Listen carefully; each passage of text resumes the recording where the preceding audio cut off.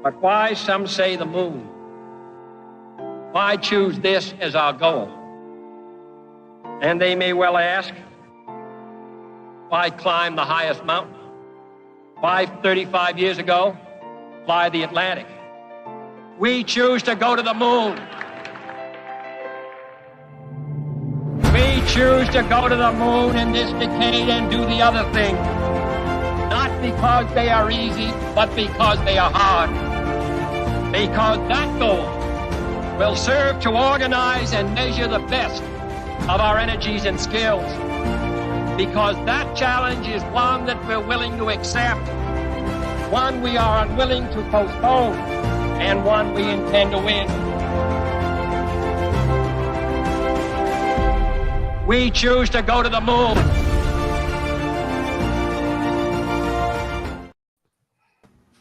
Good morning and welcome to episode 128 of World Blockchain Roundtable. Today we're going to be talking about how to use blockchain to fight against censorship. Before we get into that, let's say hello to our host, our panel, our intellectual people. That's what IP stands for. If you didn't know that, intellectual people. We've got Joe Dragon joining us today. Hello. We've got Sean joining us as well. And we've got Lisa joining us. How's everybody doing? Well, I am great. Is it beautiful? Is the weather amazing wherever you are right now? I hope it is. It's been crazy cold here since I got back. It's been cold, but it's in the 60s today, I think. So I think it's going to be better. Oh, it's cold where I am. It's just gorgeous. Like this, it's just like the sun is out and it's beautiful. I'm so happy I'm not in Florida right now. It would just be rainy and just it'd be like living in Shrek's swamp right now, but like a little chilly. Anyway, enough about talking about the internet. First, a quick update from last week. Each host is going to receive 166 lot. Each topic contributor is going to receive 83 lot. And last week's theme was decided by the World Blockchain Roundtable DAO vote, and no lot is rewarded. So there you go. Nobody's getting that. I'm going to pocket that. These ownership tokens come with perpetual passive income, free edits, and governance votes. I love how Joe's just like, that's not how it works, John. You can't just pocket it. It's not like change on the ground. You can't just, I'm going to pocket it. I'm going to put it in a virtual wallet. I'm going to play video games with it later. This week's theme, like we said, is how to fight blockchain, how to use blockchain to fight against censorship. Let's get into those questions before I laugh too much. Our first question comes in from I Am for I Am. His question is, imagine I feel like this is a movie. Imagine we lived in the nation called Cryptopia. Next, imagine government of Cryptopia became led by tyrants. So we as Cryptopians begin talking about starting a revolution. How can blockchain technology start and continue a revolution against the government of Cryptopia? What actions would the tyrannical government of Cryptopia do to suppress its citizens? What can we as Cryptopians do to fight back? What if Canadian truckers would have been funded only through a cryptocurrency? That's just a throwaway line for the movie. Great. So what can we do? I guess we could all start speaking in dramatic voice for one. Yeah. That always helps everything. That does help. Yeah. Need a filter. Yeah. How can we use, I guess, cryptocurrency? I'm trying to now put this question into a real question. How can we use cryptocurrency to take back power from tyrannical governments is what it sounds like. Well, I think right now we do live in a world run by tyrants. We're pledged you can't talk about the government or talk against the government. We've seen it here. I didn't know it. I was a lot younger, but I remember right after 9/11, if you said anything about the government, you were totally anti-American. which is anti-American in itself. Like I remember the Dixie Chicks. That was like I got felt guilty.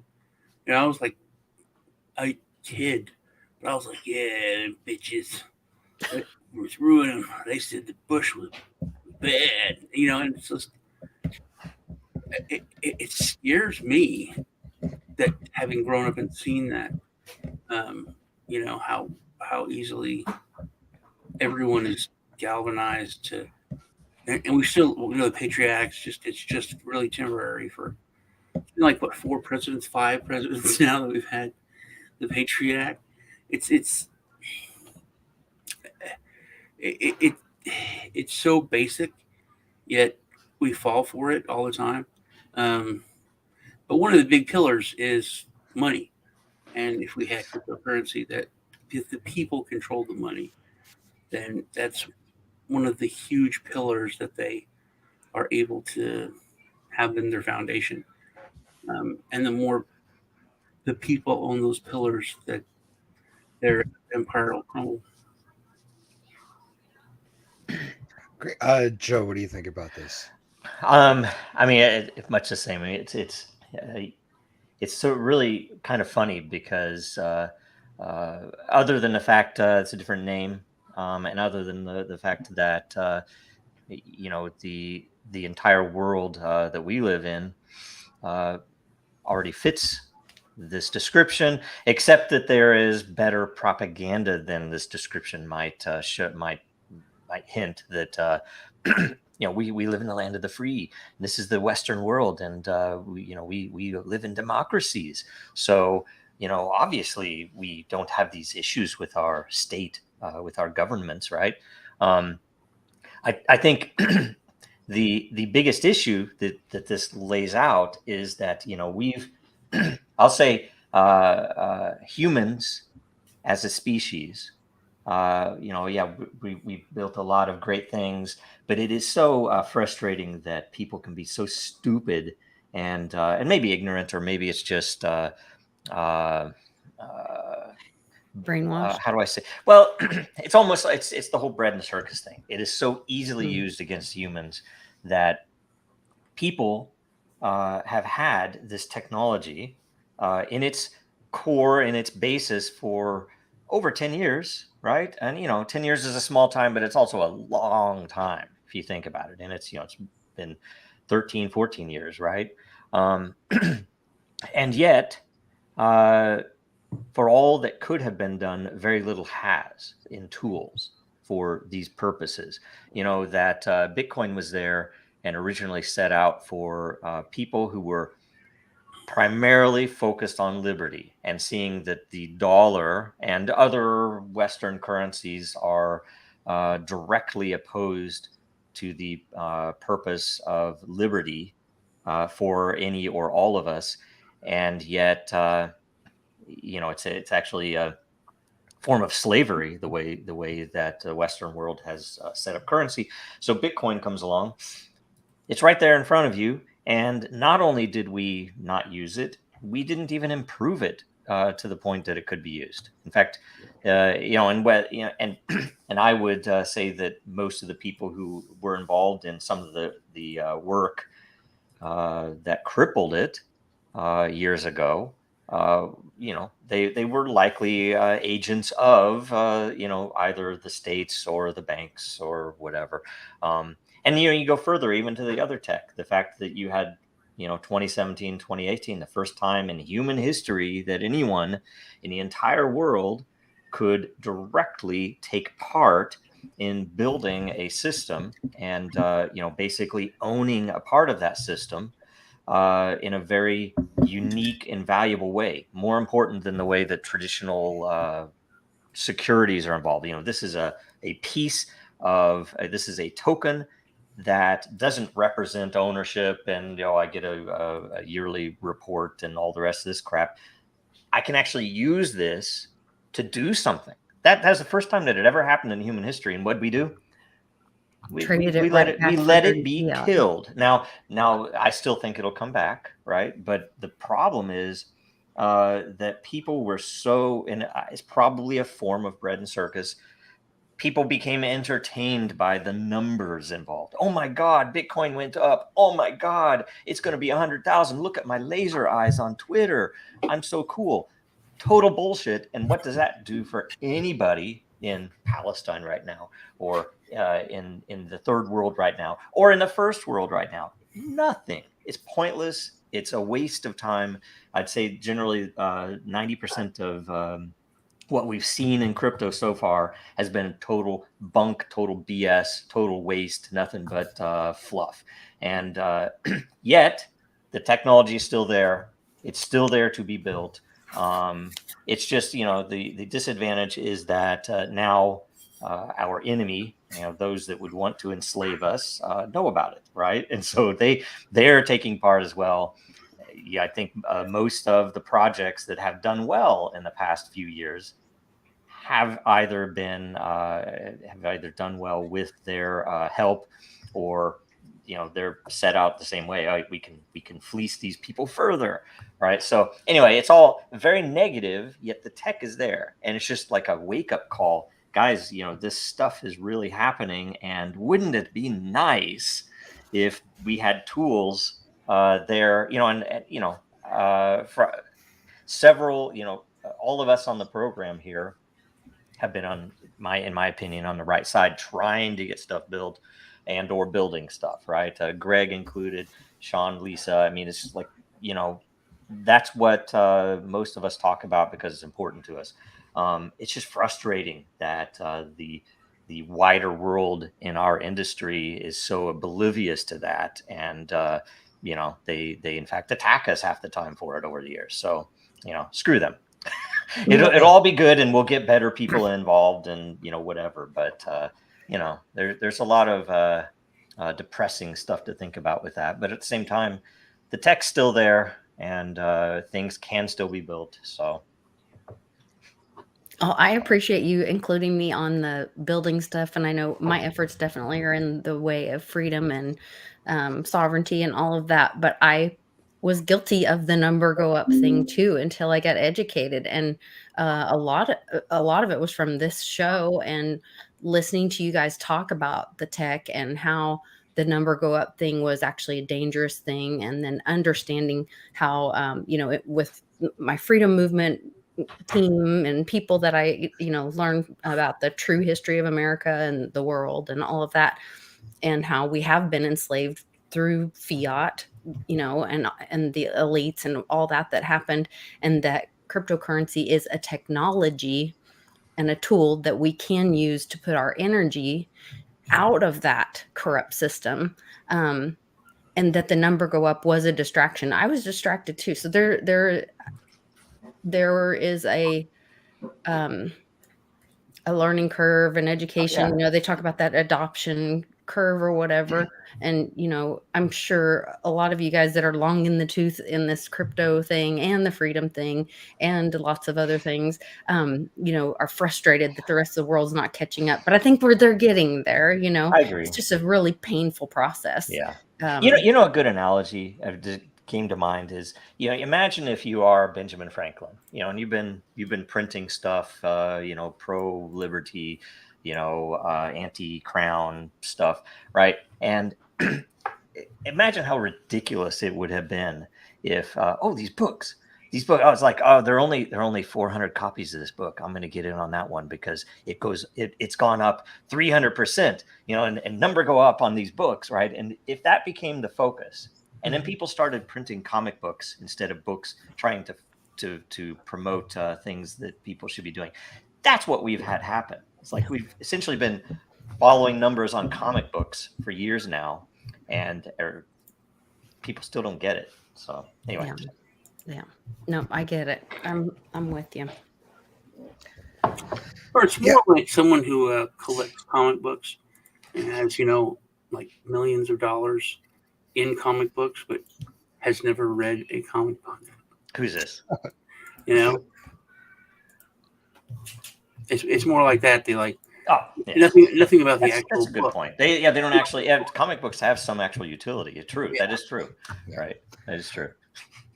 But I think that goes back to the question of, how do we get out of the system, and that's use the tech, free ourselves, put our energy, use when this bubble bursts, as they're printing it, they're supposed to print $773 billion in the next 3 months, which is, it's laughable, it's ridiculous. It's And so unbelievable. maybe that will destroy fiat, will pop the bubble, free us from this ridiculousness of this system. And because we have to let go of, I had this conversation with some people on a Twitter Spaces, and they kept running back. They kept saying they love this one project that I love very much, but then they kept talking about they can't wait to sell and get them dirty fiat. And I was like, what is wrong with you? Like, you keep wanting to go, it's like a trapeze artist. They keep wanting to go back to that system of slavery, Mhm. and if you're only holding on to crypto because you can't wait to put some dirty fiat in your pocket, you miss the whole point. Yeah, that's the whole point. Is like the one Bitcoin is always worth one Bitcoin, Right. and that's the beauty of it. I just wish that Bitcoin wasn't crippled, right? That there are, if you're wanting to use Bitcoin for cash, there are definitely better options now, right? Several, and they're all great, and Bitcoin is still great in various ways, but it's still so frustrating to see what it could have been.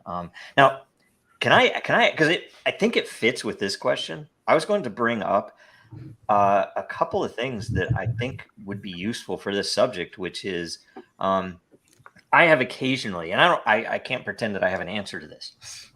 If you pretend that the world we live in, and this is not too much of a stretch, but pretend like the powers that be, the people that control the government and whatever videos they have on every single representative in Congress and the Senate, what videos they have on all the bureaucrats and all the people who lead the various agencies in the U.S. government and in the European governments, right? Imagine if all of those people were either fully controlled by, or owned by, or are an alien species. Just pretend like that's the case. And this alien species is so powerful that we don't even know who they are, right?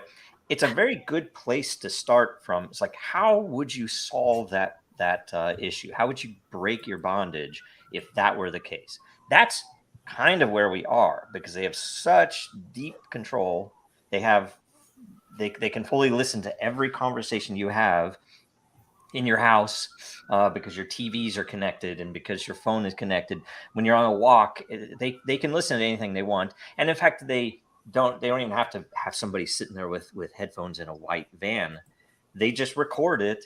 And when someone calls out, it's like, hey, what about this person? Do we have any bad stuff on them because they're involved in some stuff that we don't like? It's like, boom, they have years worth of anything they want to listen to figure out, what you're about. And they just use some search function from your closed caption that they've been running on everything that you've ever said.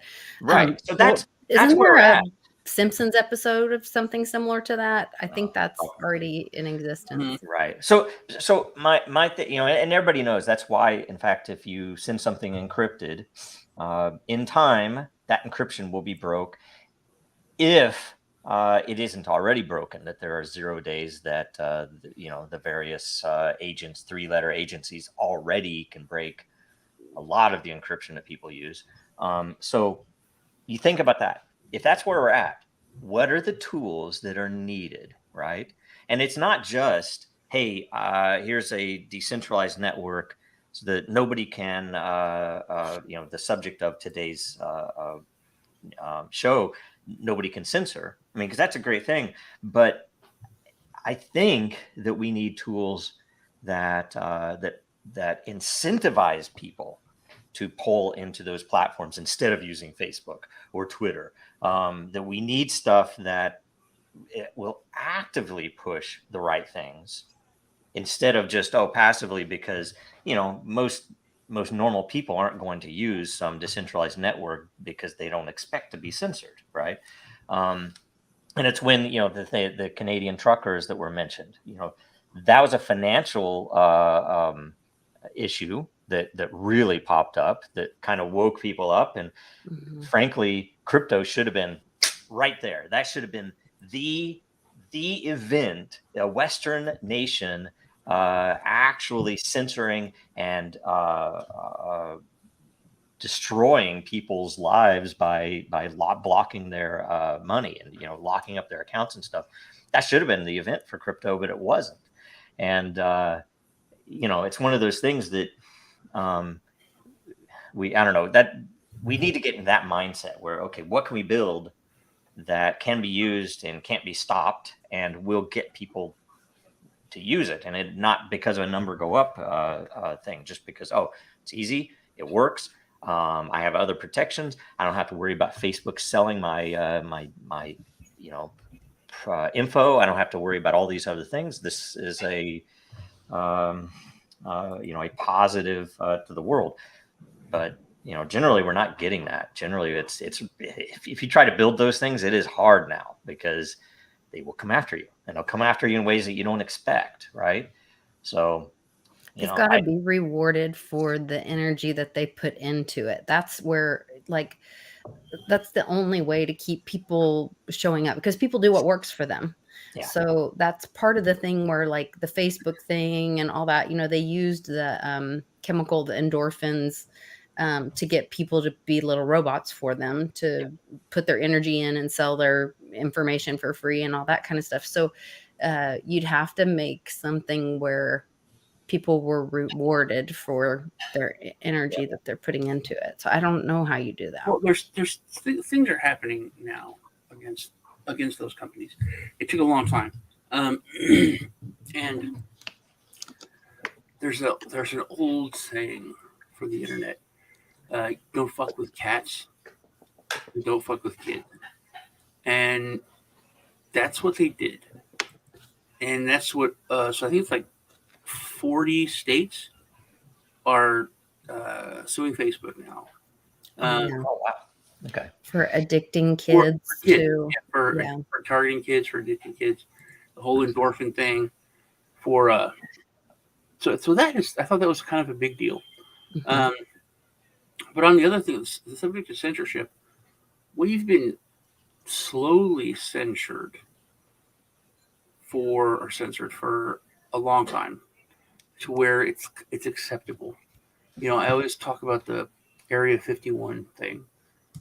Growing up, there's no Area 51, you're crazy. And then it got to where it came out, and people were just like, yeah, I knew it. We knew it. Ha. And I was like, there's scientists and people that came out and talked about this, and their lives were ruined, that people were killed. And everyone's cool with that, Like, why aren't people really angry at the government? Why isn't this like a major thing?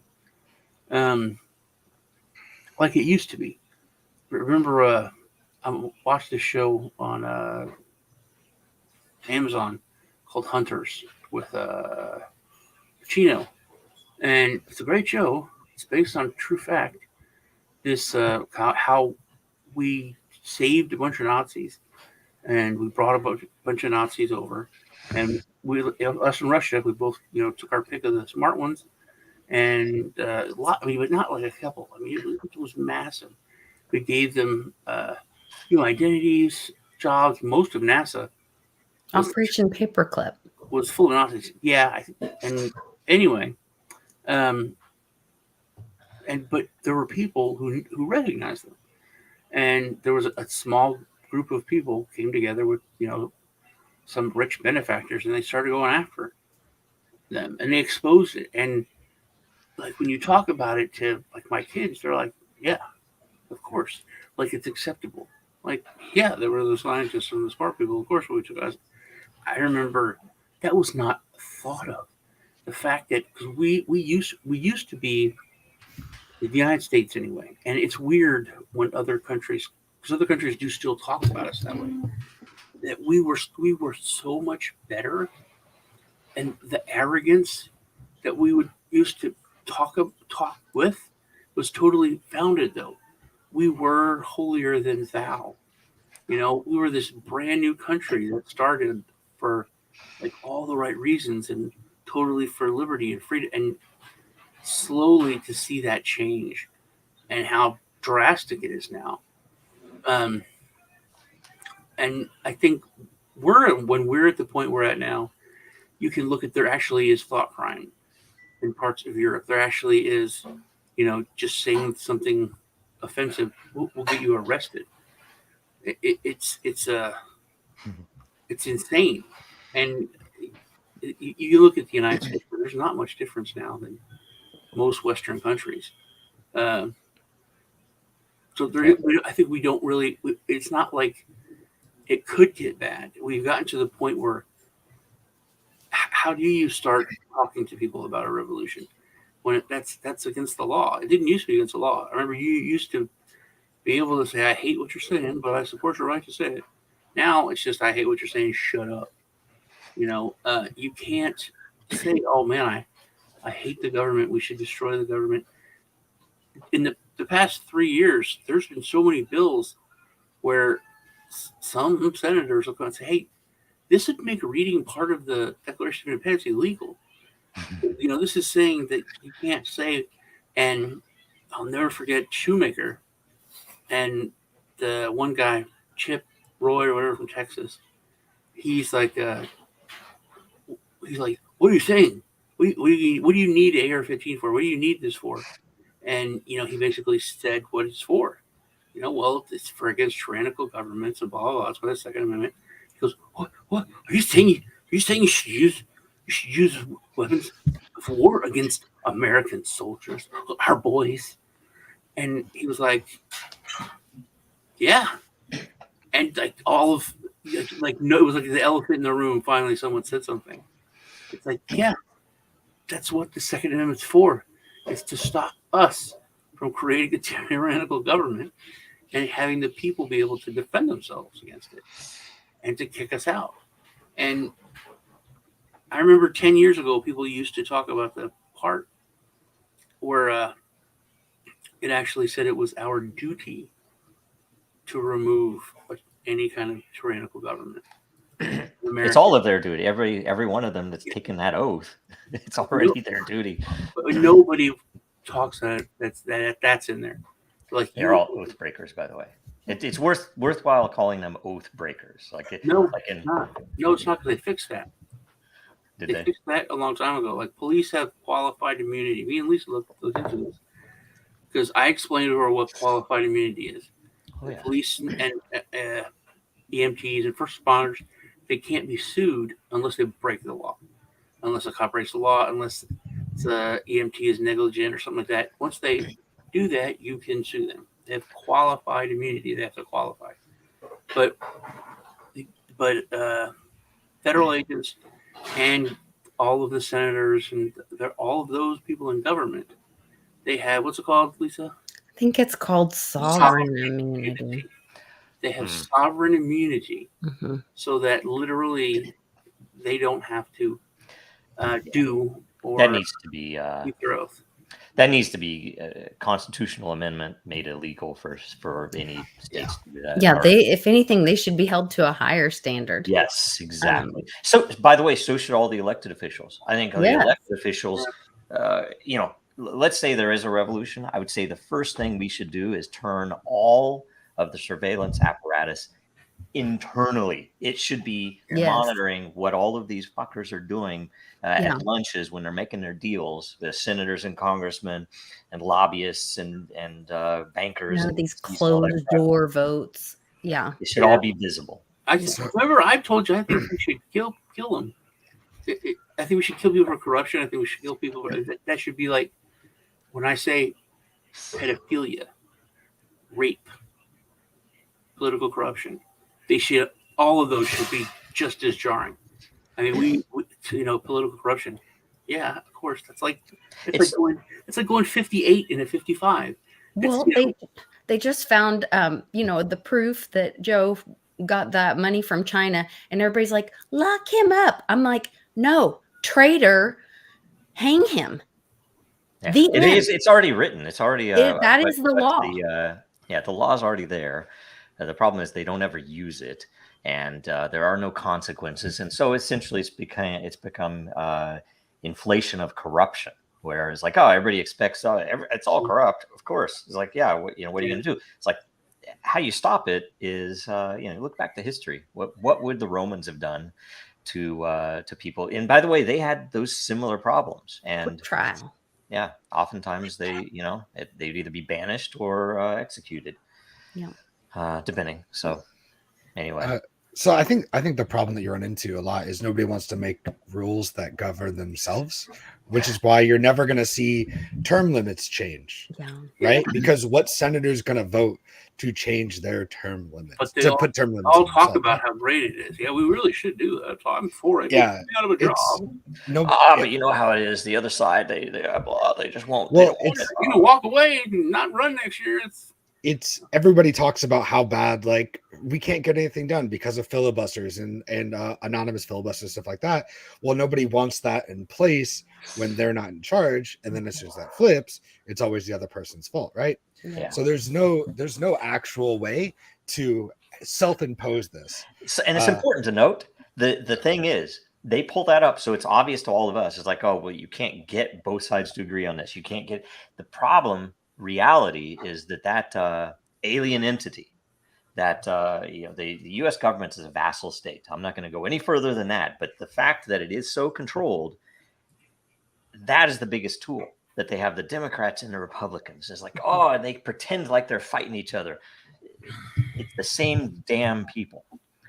There is no left, there is no right, there's no Democrats and Republicans, there is no conservatives and liberals. It's all bullshit, and it's all so obvious if you step back and you don't have to step back out of it.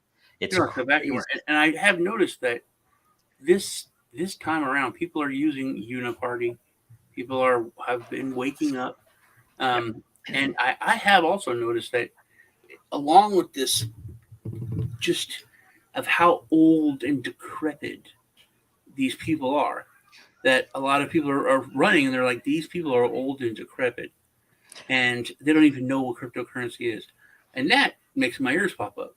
So it's and if there's anyone having a talk on Twitter or whatever, I'm in there. I'm like, what do you think about blockchain and cryptocurrency? What do you think about crypto? It has to be made an issue. And there's also, go vote for Brandon Herrera if you live in Texas. He's running for Congress. He is a self-proclaimed claimed constitutionalist. But we have to, and he says this, if people don't vote, he's Republican, people don't vote the way that those people that put them in office want them to, we can't let them get away with it. We have to primary them. It doesn't matter how popular that person is, whatever. If they're voting not the way you want them to, you have to primary them. Because most people, they like, I won my election. I'm now in Congress. I'm the Republican. I'm the Democrat from whatever. I don't ever have to worry about running in a primary for the rest of my career. And they see themselves as in an elevated position instead of in a servant position. That's what's broken. It's so upside down. I saw a video just the other day of this guy, and he was like shoving past this guy in his community who's asking him a question about something, and he's like, why didn't you, exactly what you were talking about, Sean, why didn't you vote for what we asked you to? The people in your community want this, blah blah. And the guy like shoves him out of the way and is like, peasant. I mean, and that's where they need to be humbled or removed. Well, that's a lot of like calling it government schools instead of public schools. I sent it to Beatles. Call them servants, like public servants. Yeah, when he's like, these officials, like, stop right there, dude. Yeah. That's where they're not your public officials. You call them servants. Yes, that's so smart. The assumption should be that they should be ashamed to drive into their neighborhood in the evening after work, that all the neighbors should be looking down on them, and especially the bureaucrats. But I even think the elected officials the same way, that it's all BS. It's all fake system. It's like drug dealers. I mean, 20 years ago, you could have the nicest house, the nicest car. If you're a drug dealer, everyone's like, now it's like, Oh, I mean, it's glamorized by shows on Netflix and stuff like that, but it's not as bad, you know. It's like those. It was just such a different time before. I feel like we need to institute some kitchen rules, which is just we take all of everybody that says that their mom is the best mom in the world, we let them all hang out in a kitchen and just have tea and chat and whatever they decide are the rules for elected servants, right? Or elected That's officials, how we whatever. got here, John. What? No, it's the opposite. Now it's I like don't know. we need a fourth branch of government that governs that government. That's because, like, if the Supreme Court is nominated by other branches of government, then If we how could do they dismantle what govern? we have and try that, I'd be game, because it would be I- better than what we have now. That Well, is the that is for sure. whole thing I about the still think it sovereign should be a better- community that why me and Lisa started looking into it is because it was during when they're doing all this stuff with the great Infection. gingivitis outbreak, and they were passing laws and doing things that were blatantly unconstitutional, and they would even in states they would do it. HIPAA violations. Yeah, and then I would say, Mm. how can they? They're not morons. A lot of them are lawyers. Most are lawyers. They were lawyers first, and then they got elected. I said, how can they be allowed to? Like a cop can't go and if he rates, does something unconstitutional, he loses. You can sue him. You can sue him if he violates your civil rights. There's how can they get away with doing that? And then the court comes out and says, "Hey, that's unconstitutional, illegal. That law is wrong, or you can't stop that action you took," and it just goes away. But they're not in trouble. If that was a cop or someone else who violated someone's constitutional rights, they would be held accountable and in trouble. And then that's why I brought up they take an oath to defend the Constitution. Blah, blah, blah. They should be held accountable and should be arrested, or they should be in trouble. And that's when Lisa looked into it, and we found out it was completely different. The sovereign immunity that they have. Well, like that guy that got in trouble for pulling the fire alarm or whatever, and they ended up not arresting him. He didn't lose his position or anything. He's subverting like the vote, stopping the process, all this, and they ended up fining him. Yeah. Yeah. Like, who's making Well, that? and there is an interesting thing to note too. We're talking about tech, right? I mean, this is live stream, multiple platforms. The subjects are blockchains, very advanced tech. And you look back, and anyone's who's had to deal with lawyers, like me, and like you guys, having looked into how these things actually work, realizes that a lot of the stuff that people assume about the law and about the adherence to the Constitution, blah blah blah, is all BS. That I've learned so much in the recent few years about how most of the law is very arbitrary, not only at a judge level but even at a jury level, and even the process itself is radically arbitrary. These rules that is like, oh, it's just the way it is. And the fact that is so slow. In the past, it might not have mattered as much, in my opinion, because communications were slow, that people just moving forward with businesses and personal affairs. It was a very slow world, right? Now everything is radically fast, yet the legal process that, by the way, our entire society is centered around all these legalisms that, especially in the West, is so damn slow and arbitrary and random. You don't know what you're going to come up with, and by the time it's decided, it's way too late. If anything has happened, I mean, it's pretty bad because there's a huge mismatch, and frankly, what the opportunities there for both the law itself and for attorneys to have introduced some of these concepts. The tech is already there to speed that up and to make it less arbitrary, to make it more fair, to make it more transparent. No damn way you're going to get any of that in this world. It's like, no. Why? Because they can't control it. They don't want transparent. They don't want fair. They want it to be arbitrary. Why? Because they can pay that damn manipulate judge. it. When it matters, they can pay the judge to get what they want. That's why it's there. What's really frustrating is that it's your fault. It's my fault. Even though I was a kid when they all started, it was our parents' fault. We've been lazy, so lazy in this country. I mean, we used to, and this is one of the things that it's a government school. My grandparents were 2 years old when it started. We had a problem in the United States. We were, what people think is bad today, it wasn't. It's not. It used to be really, really bad, especially in the South. And everyone didn't believe it was that bad. And then the technology came around called television, and some of those protests were seen by all those people all those young people especially. And there's this huge civil rights movement because they were made aware, because they got information, because it's like the internet when the internet first started. And those people had been taught in public schools, because people used to care about it.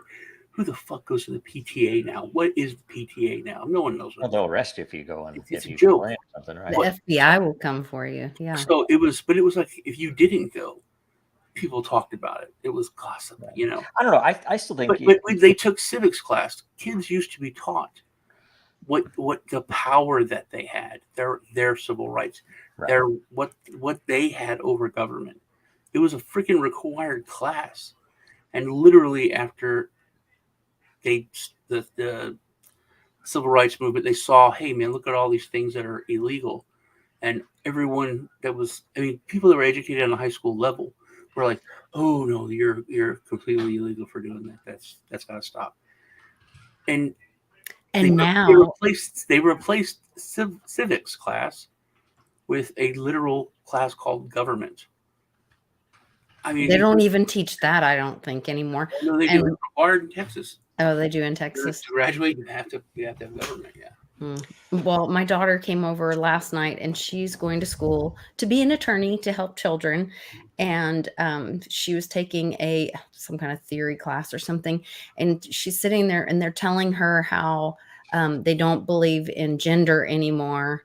And for her to pass this class, she has to smile and nod about the new rules about that, gender is decided and not biological, or just even using the term gender instead of sex. Like the whole thing is just the brainwashing, Anyway. And that's the thing too. That's again the separate. If you ask me, all the identity politics, and you can even look at Google Trends starting around 2008.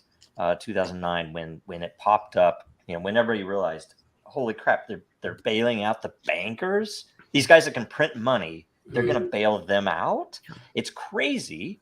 And what happened immediately is they started pushing in all the major papers, and you can look it up, they started pushing white supremacist and other racially charged terms.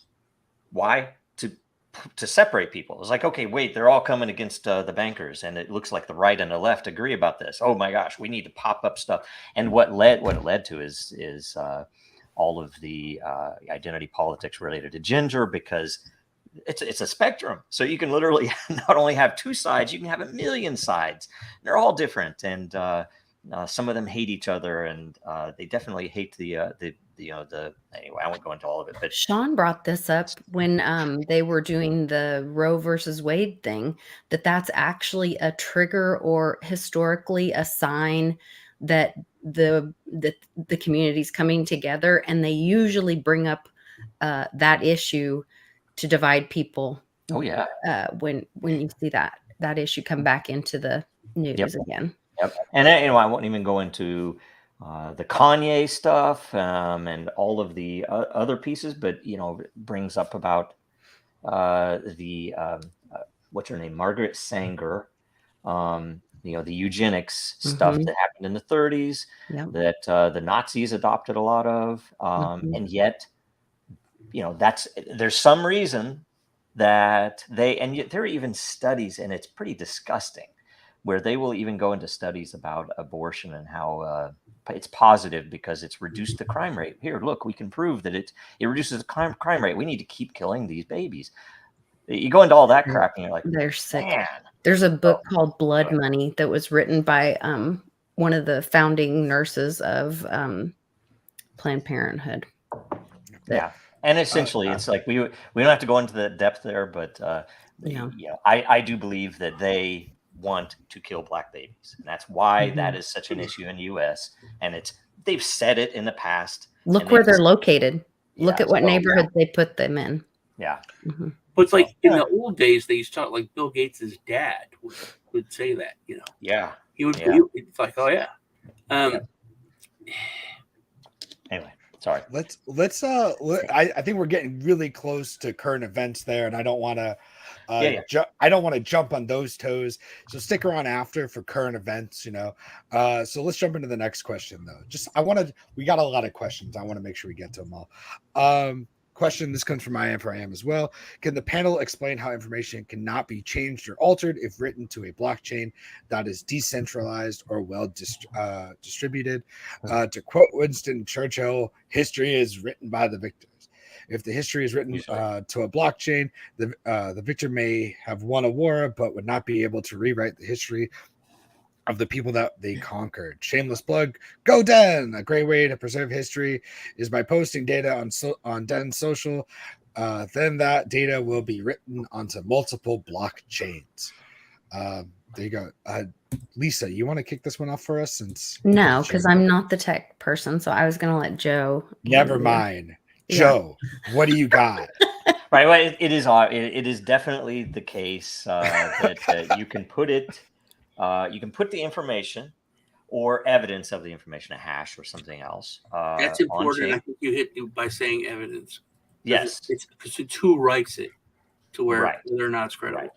And in the end, there are several things. And I remember early days, I have fewer people try to attack this concept now. But in the early days, people was like, but it's, crap data in, crap data out. And it was like, yes, I mean, I could write something untrue onto chain right now and then bring it up. Look, all it proves is that I wrote this on chain at that time, right? Mm-hmm. And it's not modified from what I said at that time. So there are definite things that you have to think about, but the reason you need a scalable blockchain, the reason that Dragon Chain exists, is because the evidence can become overwhelming if you are programmatically or how do I say this, very consistently writing mundane data on chain, things that it's like, why did I write that on chain? Who cares, right? One of those, let's say 0.001% of all of that stuff that you wrote on chain becomes important, and the consistency with which you were writing it means that one random event that mattered because this person was involved or this event happened later is meaningful because you can point to all of this evidence to say, the flip side of what you were talking about, the government listening to everything. Right. And literally you can go in and say, hey, anything on this guy, you're able to go through with keywords or whatever. It's the actual flip side of it. Yeah, and it's you can also apply bounties. There are very interesting angles on applying bounties to data, and then there are also very interesting angles with like what we do in Den, where it's a prediction market on every single piece of content. That's important because you get a decentralized evaluation of the, and it depends upon what the system's doing. In the case of Den, it's trying to say, okay, here, this is the politics community, the politics layer. Is this reply fitting, or is it, they're talking about memes or something that has nothing to do with politics, right? So essentially you get a valuation, but there is a measure applied. And so, the fact that it is extremely scalable, it means we can put everything on. And I've said that a lot in the past, that if you have a chain that isn't scalable, the tendency, as an example, Ethereum. Let's say you're going to build an operational system on Ethereum, and let's say you have a newspaper, right? It becomes expensive to post individual articles and updates or changes or any other thing that might matter to be transparent to Ethereum directly, because the fees go up and down, and so on, and you can't put all that data on there.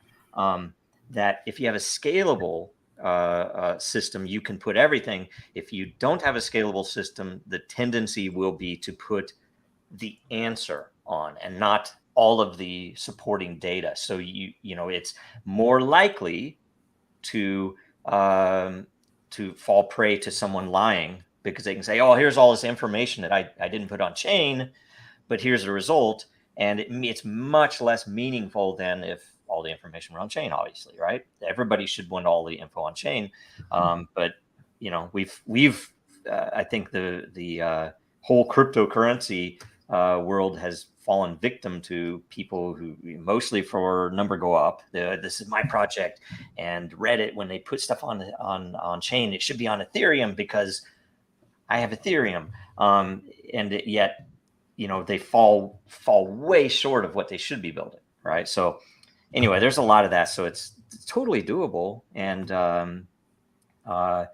it's interesting too, because say I've made a proposal in the recent past to say the U.S. military college, right? They analyze events, they analyze battles, as for future. How can we, if this situation comes up, how can we win? That's their whole point, right? They should have that stuff on chain. That all those details should be on chain, because 50 years from now, an historian can come back and actually see what happened in a battle, right? That's what's needed if we want to be, transparent country, right? I mean, that's what we should be doing with our military. It's like, look, it's not going to be out immediately because of security concerns, but after the war's over, all that shit gets released. That's what should happen. Good and bad, it's all out there. Everybody can analyze it. Yeah, I don't understand how, because it's like the government creates nothing. It doesn't. Everything that it gets for is paid by people. So how can they keep stuff from people? Like that was 100 years ago. It was that was so basic. And now, like if you we won't. The police aren't going to release the cam footage for 6 months. It's like, no, it's not theirs. It's like, literally, that's my town. We paid for it here. It's I can tell you who paid for it. It's not like on the federal level or even the state level. No, our town, like me and Fred, we paid for the cameras. It's our footage. We want to see the footage. Yeah, it's odd that the way we've allowed things and the way we've allowed ourselves to be censored. I keep saying that, but that's it. Because we live in a country that it wasn't that way, and it was set up to not be that way. And the only way it became that way is that we allowed it to become that way. Can I say something about that? I'll ask what you guys think. I've had this conversation with Dave before, right? Like, depending upon what side you are in an issue, a lot of times the side that is favored by the powers that be, whether or not they really do think, oh, I believe in this side, right? The funny thing that's so interesting is that a lot of times they don't recognize that the other side, and the reason that nobody's saying anything against what I believe here, and they don't a lot of times consider that a great deal of people self-censor because it's they'll be called a name if they say what they believe, or they'll be canceled, or they'll lose their freaking accounts if they say what they believe, right? See, that's a difference. Because first they said they made shame. There's no reason for it. Literally, if you're the weirdest thing, it's just your kink, and you're kink shaming someone if they're a pervert. Mel Gibson said people's biggest fear is being publicly shamed. I just saw him on an interview yesterday, I think. But there's no fear of personal shame or public shame. I think it's like Joe said. Now, it's being canceled. It's where the mob has so much rule. Doesn't matter if they're like the majority even, but it's any mob. But that's the little by little by little, then all at once thing, where it started with the public, maybe even before public correctness or political correctness.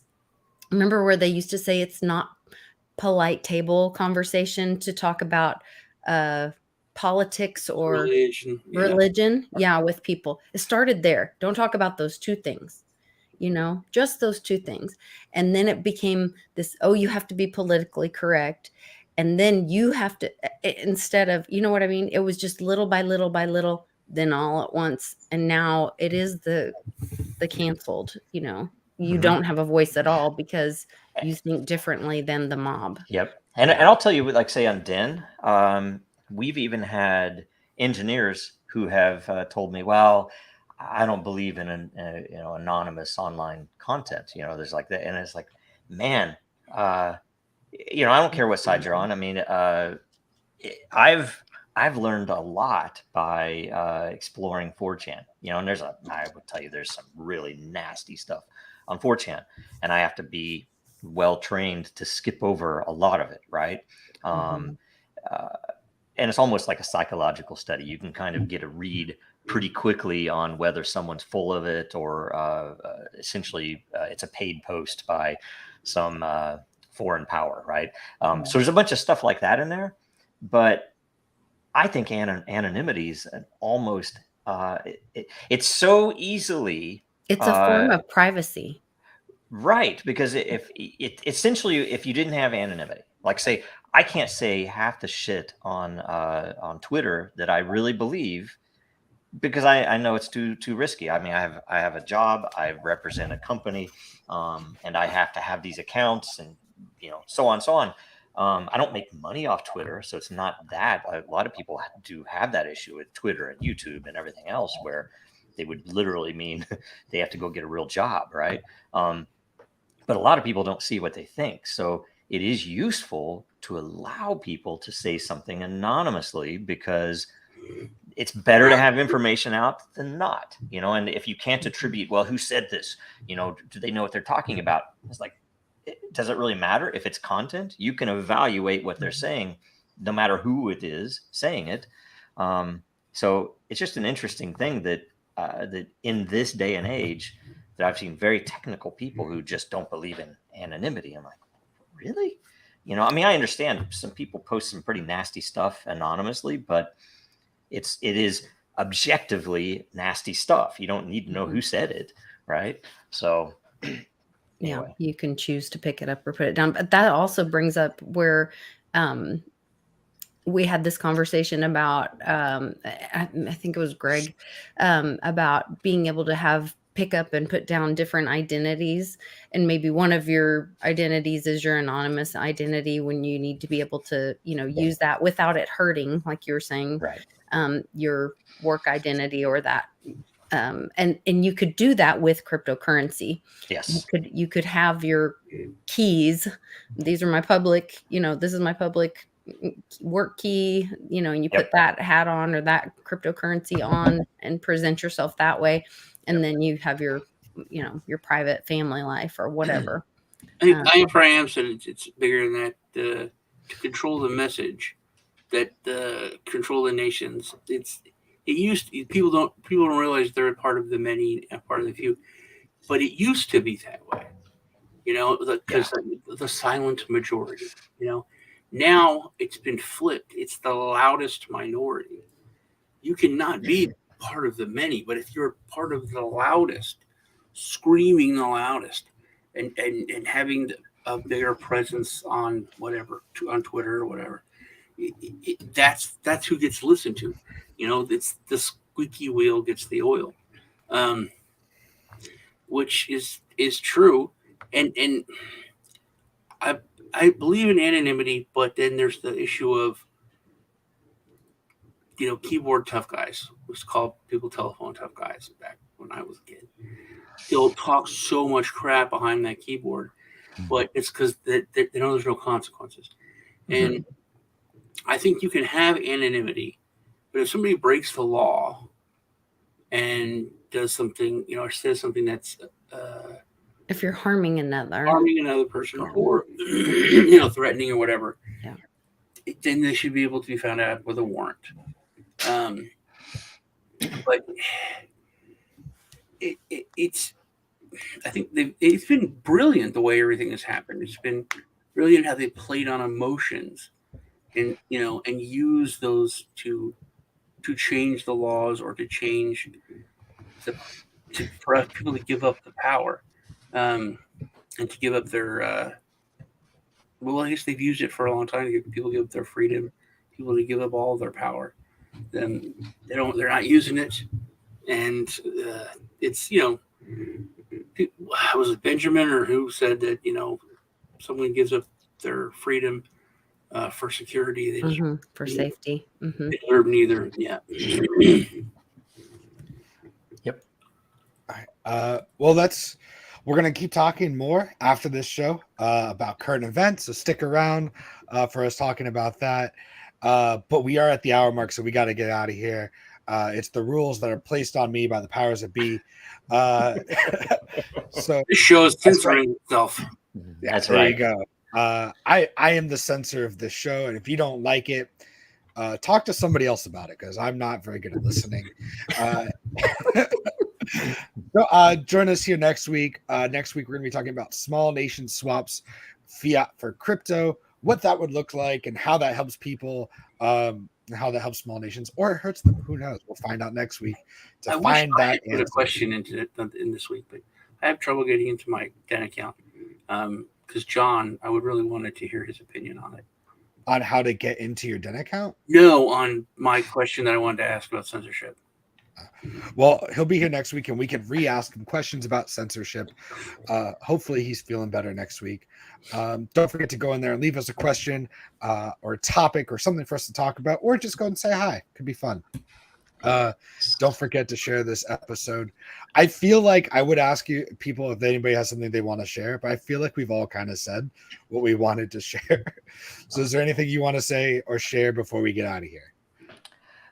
I'll say, go to Den. I mean, we've, I think we've been doing a lot of what we've said here, where everything is on chain, including the voting history and all that. And there are obviously needed improvements here and there, but the main point of it. I mean, we even have several layers that provide the only place on the entire internet that some content still exists that has been censored, and it's on chain to boot, right? It's literally on chain to prove this is what that document was at that time. And anyway, go check and out. Backed up by multiple chains, right? Bitcoin and Ethereum, if you for those of you with the in those tribes, right? So anyway, that's the biggest thing. Cool. Yeah. Does anybody want to plug anything else? Oh yeah, you guys want to plug your shows? I had a show on tonight, which is the Crypto Rednecks. My friend Lee is launching a number go up. He's been working on a indicator for like a couple of years. He said it's just about ready. And I think we're gonna have Greg on to.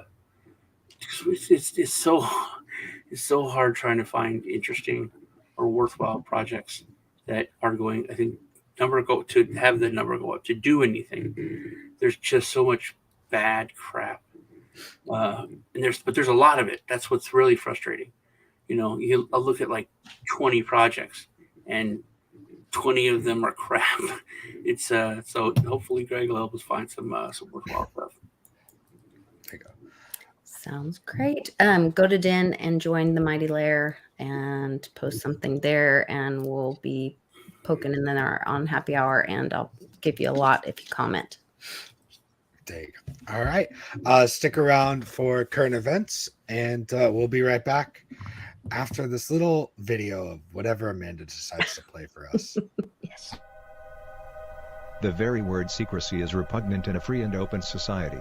And we are as a people, inherently and historically opposed to secret societies, to secret oaths, and secret proceedings.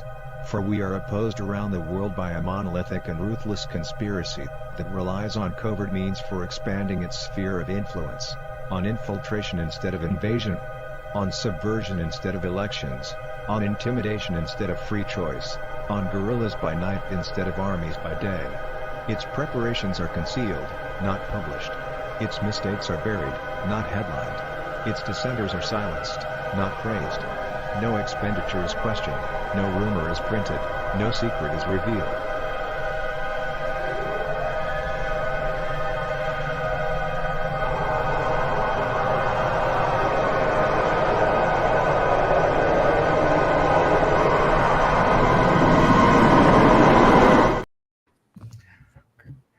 Fun show. What time is your show again tonight, Sean?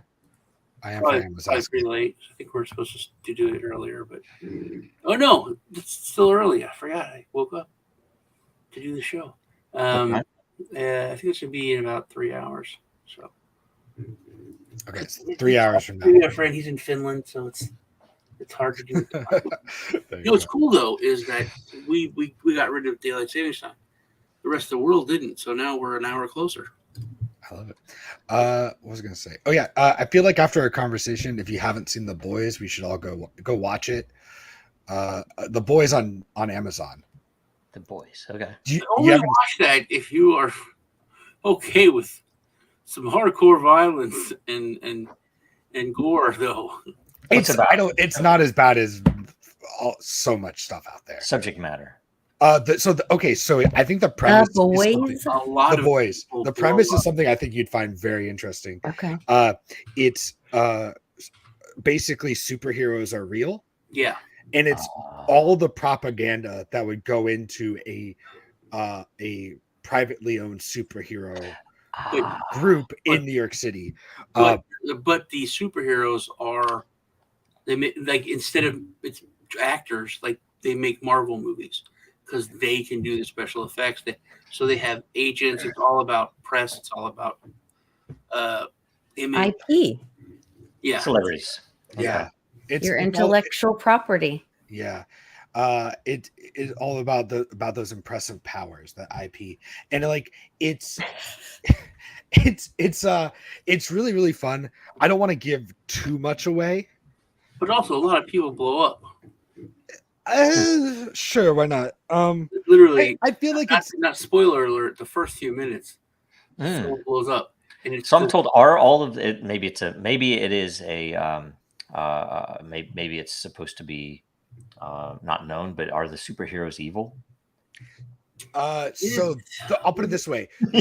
I'll put it this way without giving it too much away.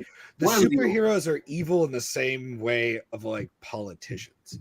I'll put it that way. So it's not are they closer to celebrities though than politicians? Yes, they're close. They're dicks. Celebrities. They eat babies. And say no more. Gwyneth Paltrow.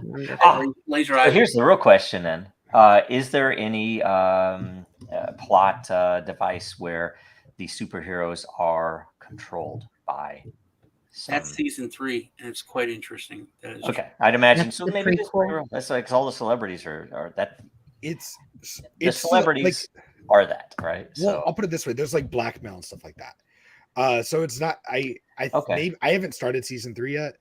We're about to. But what kind of blackmail? Oh, they cheated on their wife, or they did something with a little kid. No, man. How realistic is it? None of that matters. See, that's with the superheroes. None of that matters. But because you can't do anything to them in the end, they're all America. In the end, they can say, "Well, we're going to do it." Well, you committed a war crime.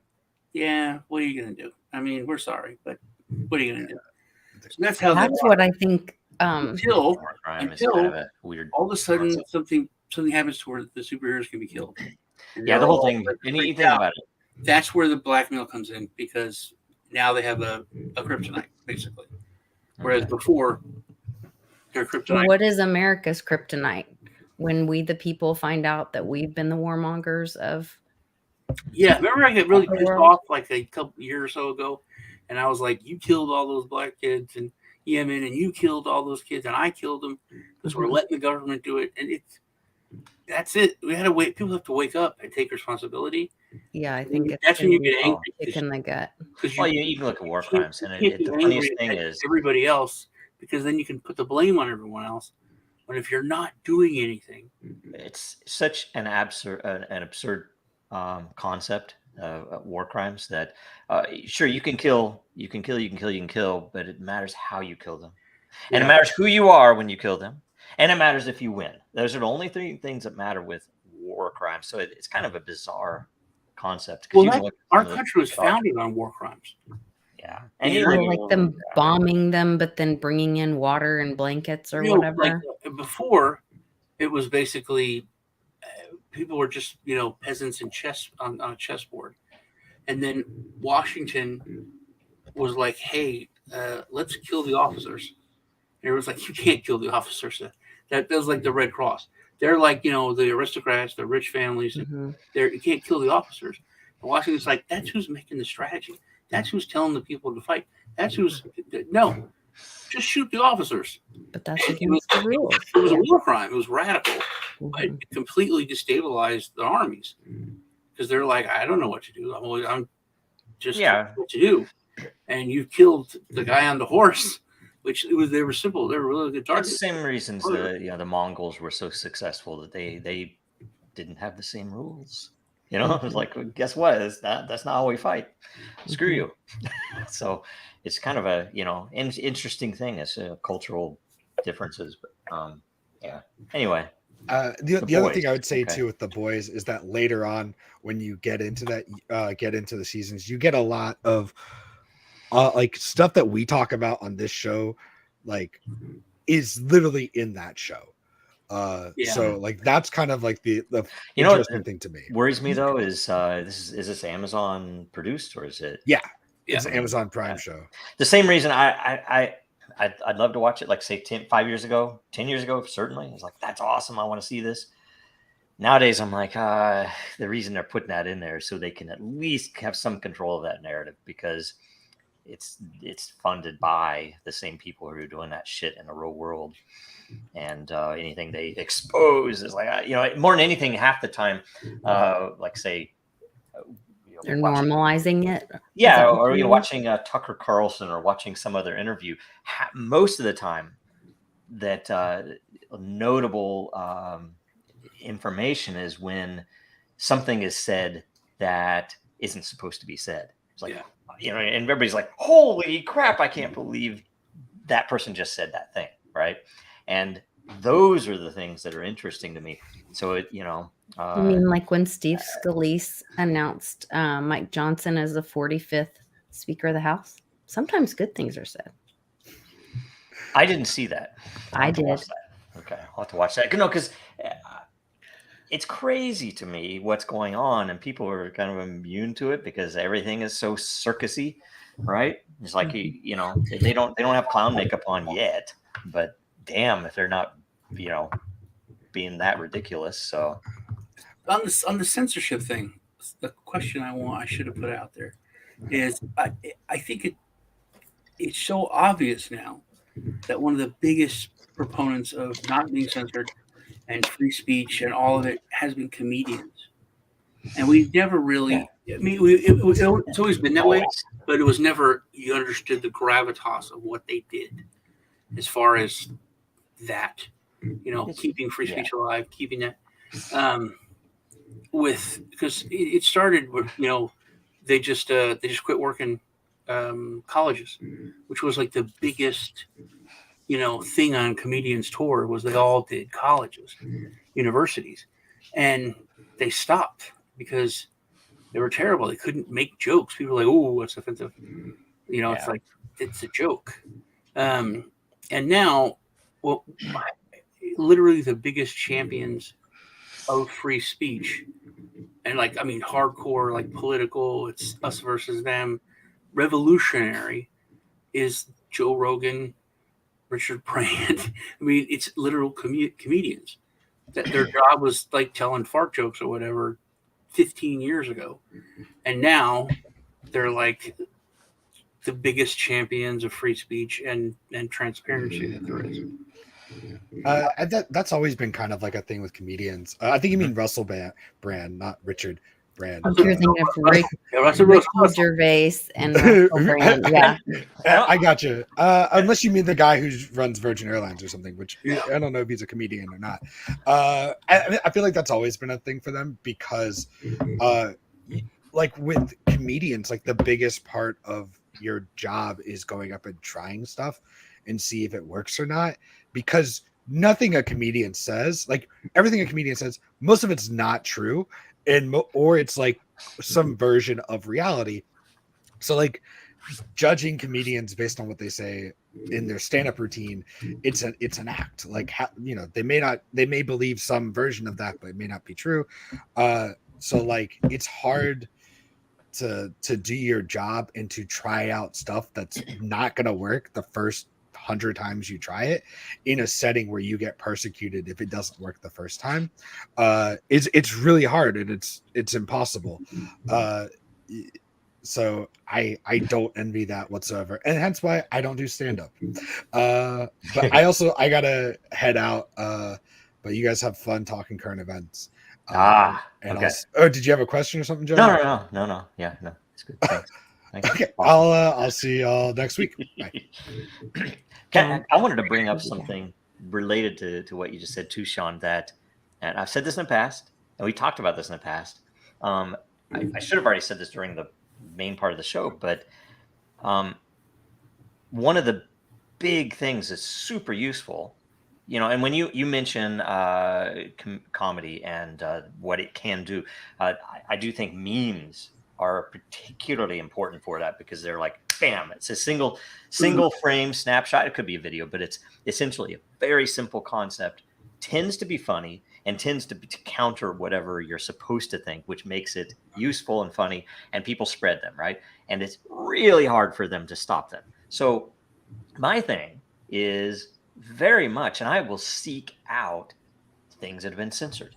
I was, if you look back in 2016, I was against Trump forever until Reddit was censoring the Donald subreddit. And I was like, okay, I need to go look, right? And what I found was so hilarious, full of memes. It was funny. I just got totally into that, and it's an interesting thing that, in my opinion, people should seek out that which is censored. They don't have to believe it. Well, you made the point, and it was a very good point. And I have heard it maybe 2 or 3 times since then. But throughout history, you said this, throughout history, all of history, anytime the powers that be have tried to censor something or deny it or to stop the people from hearing about it, when has it ever not been true? Right. It always is. I can't ever think of a time or anything where the government's like, no, and telling people they can't talk about it, where it wasn't true. Yeah, because it doesn't make sense. And we could go into certain subjects, which we are not going to go into, because I don't want to get canceled, and I don't want this whole show brought down. But there are certain things currently censored in various parts of the world that you have to think, well, holy shit, that's the best indicator to me that information is true, which is crazy. And it's the thing about it is it's some of these things are foundational to our culture. It's like a new origin story, right? And it's crazy to me that they think they have to censor this, right? It's like, why do you have to censor that? Come on. Yeah.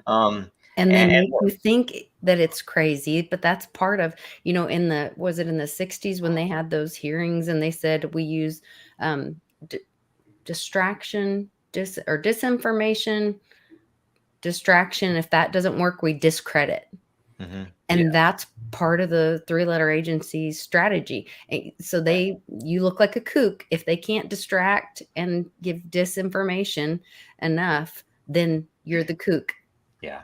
And if you now look they have had the cancel, Yeah, and if you look at anonymous boards and stuff, I was surprised early on at how often things that are so ridiculous, like flat Earth, come up, right? And and I don't believe that the Earth is flat, right? But uh, some people do, or a lot of people talk about it. But it's always this, and that'll never be censored, right?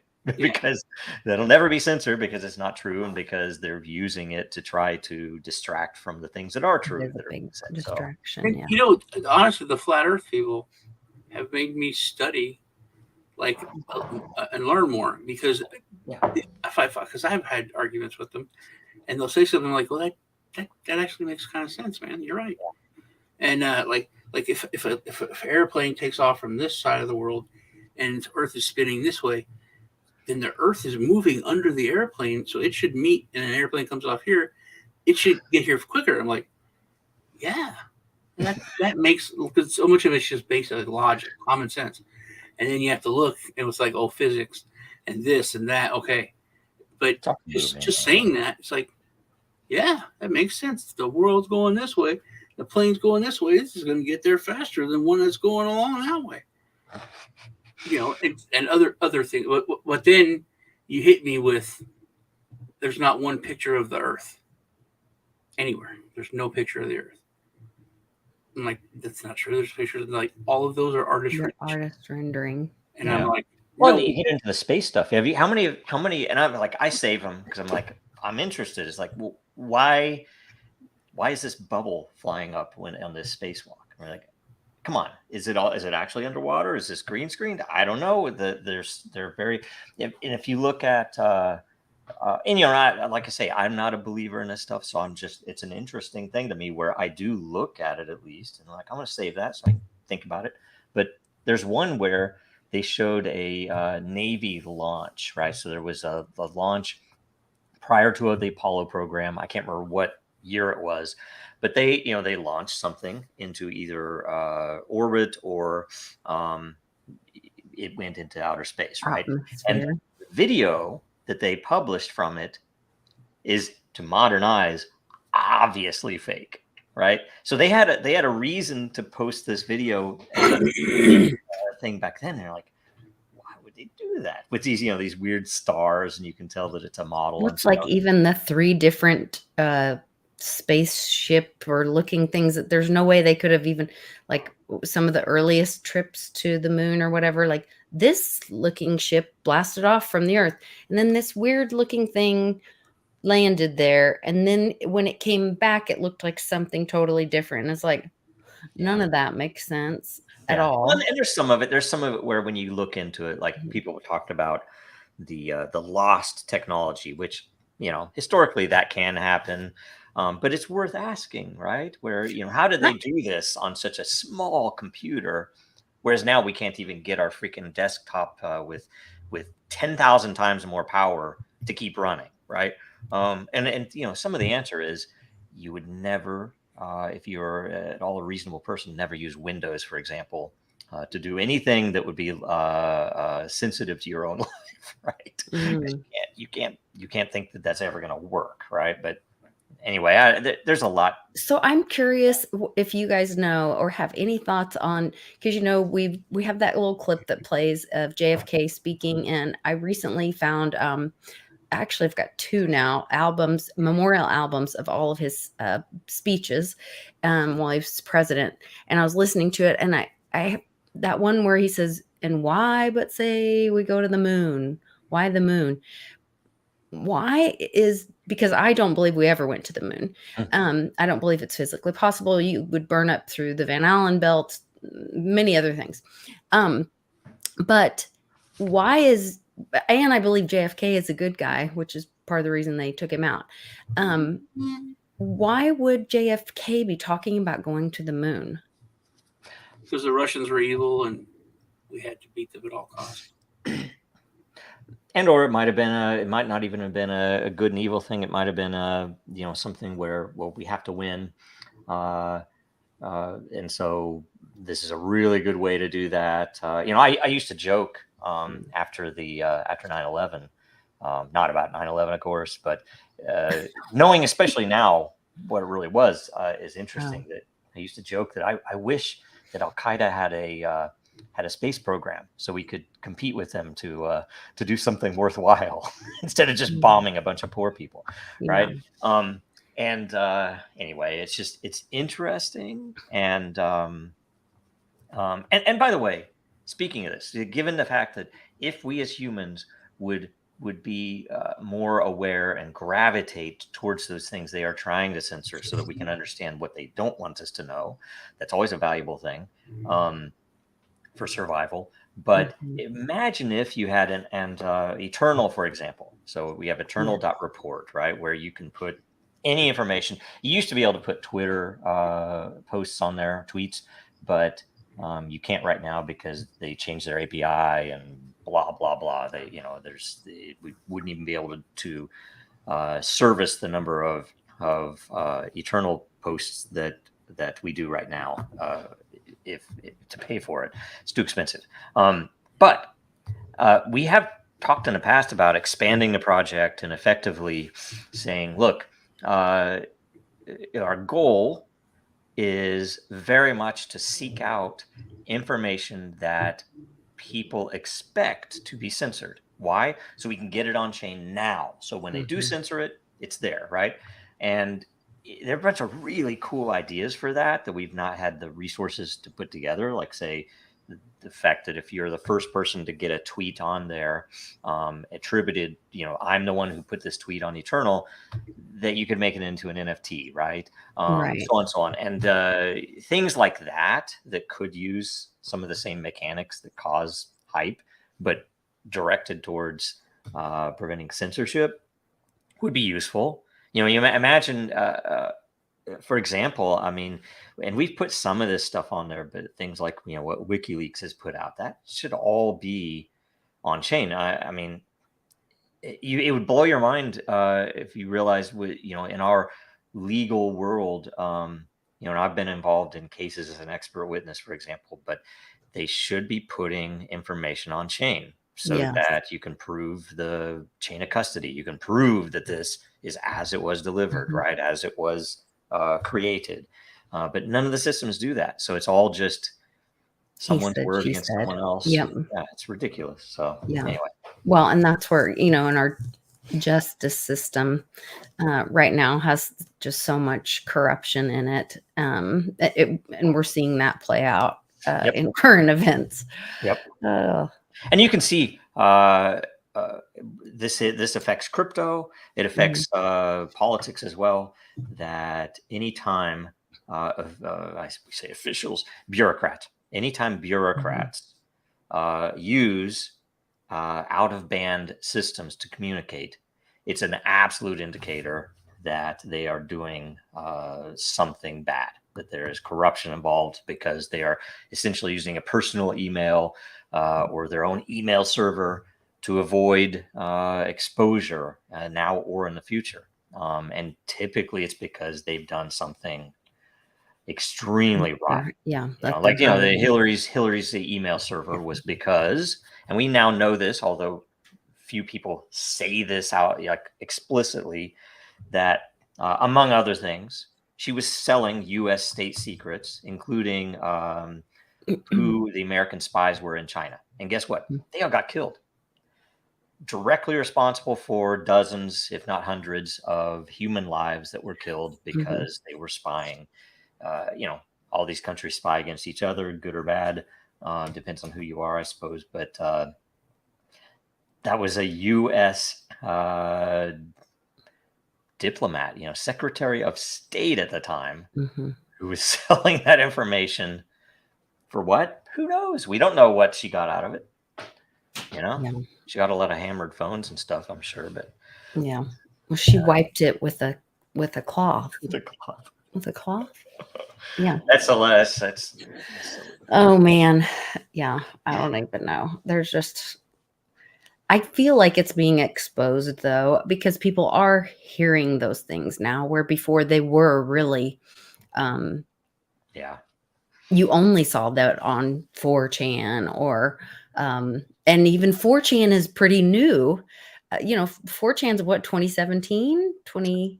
I don't know when it started. It was before that, but Oh, was it before that? Okay. yeah, but it got really heavily how do I say, noticed because of the Q stuff. At least, I started seeing stuff from I had heard of it before, but I had always heard of it as an image board Okay. where people traded anime and stuff like that, right? I Oh, didn't know much okay. I about it didn't from realize that. politics.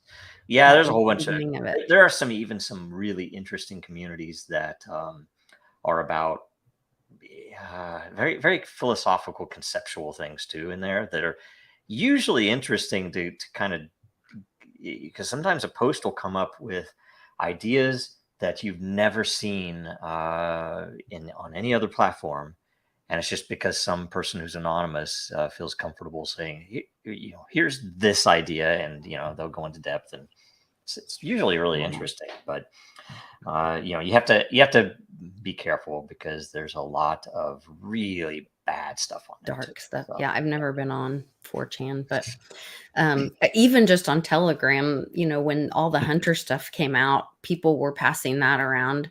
And part of me wanted to see, because I wanted to know and be able to tell people, no, I saw it, I know. But then some of it was just so horrible. And I think that's part of the, how do you wake people up without harming the community or violating their reality? But the fact is the community's already harmed when children are being hurt in those ways. exposed. The truth is what it is, and it does need to be exposed. And I'm sorry that it hurt, but it's that bad person that's hurting the child that's hurting the community too. And Not that's a the huge people event that are too. exposing it. Yeah. Totally. And you think about it, the injustice that happened after that, where it was so hot, they had to censor it, right? So you had Twitter censoring direct messages with links to point to a New York Post article on it. It was so ridiculous and over the top, and justice has still not been done. No. He's walking. Well, supposedly he's walking around, with new teeth. Well, and they still try to say, "Oh, the Russians, Joe, the fucking president of the United States," if you believe that, or whoever is behind that mask, actually said that the Russians did just this past week. The Russians did interfere in our election, and I'm like, it's so ridiculous. It is so ridiculous. Yeah. And the fact that the news is complicit in it, and that's legal for them to speak to the American people and lie to that it's allowed to be, propaganda to the American people. We have to be, I don't know that, I mean, we're certainly not free. Maybe we're all in the largest open air prison in America, and the dirty fiat is, part of it. But because we're all being lied to, we're being poisoned with this food, we're, passing our energy around with the dirty fiat. I wouldn't call it a prison either. I would call it a plantation. I believe that we're slaves, not prisoners. I believe that, yeah. And they've just essentially made it slavery without calling it that, and it is obviously slavery. If you're working in the Western world, you are enslaved because you are giving up a considerable amount of what you earn, your value, to taxes. And even if you aren't, even if you're holding value, you're losing it to inflation.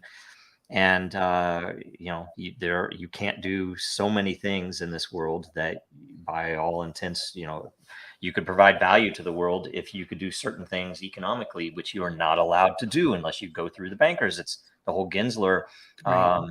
You pretty much be best to give up half of your value in your new company to the banks if you want to not be bothered. And I've even brought that up with our team. And tell me what you think of this. I would consider publicly offering that. It's like, hey, we'll give But it up. has to be public. Yes, 50% of Dragon Chain and all IP to whichever bank would first come in and offer us a plan that they can essentially get the government off our backs and let us build something for real. It's like, sure, I 50% Pay the would be worth mafia. it. Yeah. It's like, I don't know why I didn't, it's like I should have considered that in the beginning. I should have considered, what, but frankly, I did not, I was not aware in 2016 of how deep we were in this hole that we are in. I mean, I did not realize at all. I thought, okay, yeah, there's good and there's bad. And Well, you guys have created such a disruptive technology. That's Vertasium is the disruption of the markets Yep. To create free markets. If you look at the projects that are targeted, you guys are the disruption of the social media market. You would take over, and library would take over YouTube. Library. You guys would take over Facebook and Twitter and so And you can say Ripple for international transactions. Yeah, Yeah. totally. All of those projects have the potential to disrupt the biggest market makers. And that's why they went after you with their 3-letter agencies and their henchmen. And I mean, it's so obvious, and we allow it. And Yeah. when we were talking about us being slaves and all that, I had a conversation with one of the homeschool moms this week during co-op and went down a rabbit hole with her. But we were talking about owning things and how you don't own, and we were kind of pushing things back and forth with each other. And she's like, well, but you can own your house. And I said, no, you can't. The minute you stop paying your taxes, the sheriff will come, drag you out, put all your stuff on the curb, and they'll sell your house because it's their house. It's never your house, no matter how long you've owned it. Yeah, if you pay it off, when you register your car that you just bought and paid in full, you go down to the state because you can't drive your car because you need a tag. And you register it with the state, and if you don't keep that tag current, they are going to tow your car away, and they're going to sell it too, because all of it, everything we buy is theirs. Yep. The minute we put our energy in their money, in their system, we are the slaves. And that's when they buy a house that's like $200,000. If you get behind in taxes, like $3,000, they can take your house. It's ridiculous. I mean, it's such a comparatively. Yeah, and there's even a meme of a farmer at a like a town council meeting or something where he's holding up a sign. This is a guy who back in the day, in the 40s, 50s, whenever, built his own house, right? Didn't borrow money, right? And he can't afford to pay the taxes on this house that he didn't have a mortgage. He didn't go through that system where it's built-in slavery. The fake interest. Yeah. And so it's ridiculous. I don't know, the whole thing. And that's why, guess what's coming, guys? I mean, no matter what we do or say, some big changes are coming. Now, whether it happens after the war, after freaking nukes land in the bigger cities, who knows? The best thing in the world would be for DC to be totally nuked, right? I mean, frankly, just just start over, right? And that's not treasonous, right? No, there's prisons under the Capitol. There are jail cells under the Capitol, and I believe that's all being cleaned up right now. I know the Kash Patel was talking about it yesterday in an interview, and Really? an Oklahoma National Guard sharpshooter people just had a great meeting with our governor yesterday. So I think good things are happening. Hopefully we're in the Well, Day of the Dead's today, I are you think. guys talking about or self-censoring about the things going on over there? Because I'm self-censoring a lot, but I am watching a lot too. Where? There, the current thing. Yeah, well, I wanted to bring that up. About the leaked, the leaked plan. Okay. Did you hear No. about it? Oh, it's terrible. I thought from the beginning. I might know. I felt this is different. This time in the Middle East, it's like it's different. It feels more end of times. You know what I mean? And I've said, it's a prison. It's an open air prison. The people there have terrible. It's terrible. That's why it's like so black and white, and it's not It's a black and white. distraction. And Yeah. it's terrible here. So they much more terrible there. Well, it's a good indicator. But there was a leaked document from Israel that their ultimate plan was to get it out, to wipe them out, everything, Yep. to get rid of it, to get them out, and but it literally did spell out to force like the United States to take the bulk to embarrass them, to take the bulk of the refugees. Mm-hmm. And I thought it was interesting that literally the Muslim countries around Israel were all like, no, you can't come. No, we don't want any of them. No, we don't want them. We don't want them. Not them. Yeah. Egypt, they do that every time. They've done that in the past too, where they Jordan won't take them or whatever. But it's usually in order to make the West think, well, why won't they take them, right? I mean, I don't know, the whole thing.